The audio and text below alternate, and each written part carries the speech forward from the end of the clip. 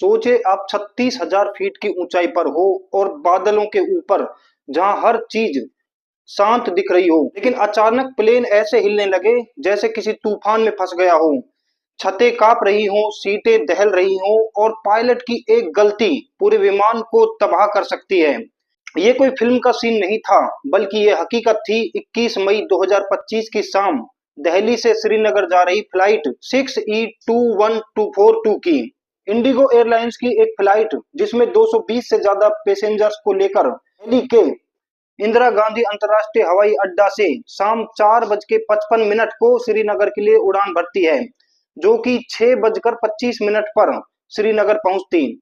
शुरुआत में सब कुछ नॉर्मल चल रहा था, लेकिन उड़ान भरने के कुछ देर बाद विमान को जब क्रूजिंग ऑल्टीट्यूड यानी 36,000 फीट की ऊंचाई पर पहुंचना था, तो पायलट्स ने देखा कि सामने मौसम कुछ बिगड़ा हुआ नजर आ रहा था। लेकिन ये कोई आम बारिश या हल्का तूफान नहीं था। ये एक भीषण हेल स्टर्म यानी ओलों के साथ भयंकर तूफान था। ये देखकर पायलट्स को तुरंत समझ आ गया कि ये मौसम सीधे विमान को नुकसान पहुंचा सकता है। इस वजह से उन्होंने नॉर्दर्न एरिया कंट्रोल, जो कि भारतीय वायुसेना संभालती है, उनसे अनुरोध किया कि हमें रास्ता बदलने दीजिए, हम पश्चिम की ओर जाना चाहते हैं ताकि इस भयंकर तूफान से बचा जा सके। लेकिन उनसे अनुमति नहीं मिली, क्योंकि भारत और पाकिस्तान के बीच सुरक्षा कारणों की वजह से ये एयर स्पेस प्रतिबंधित है।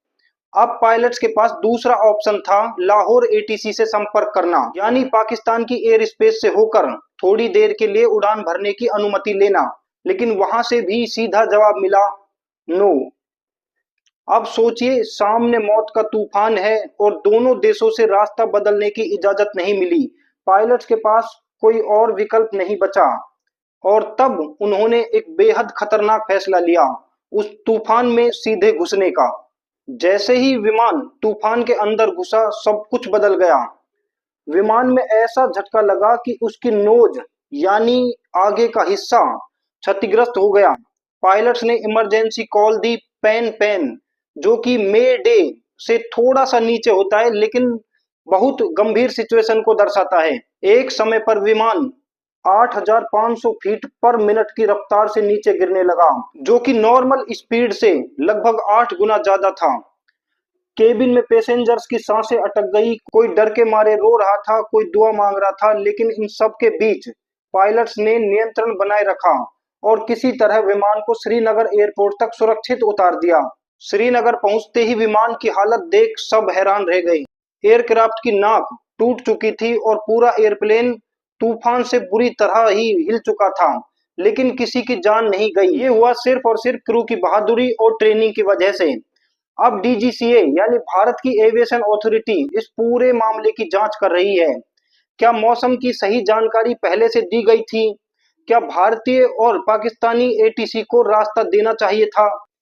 और सबसे अहम, क्या ऐसी घटनाएं फिर से टाली जा सकती हैं? हम में से भी कई लोग फ्लाइट को बस एक रूटीन सफर समझते हैं, लेकिन जब प्रकृति का गुस्सा और इंसानी फैसले आपस में टकराते हैं, तब हर सेकंड, हर कम्युनिकेशन और हर निर्णय की कीमत होती है जिंदगी।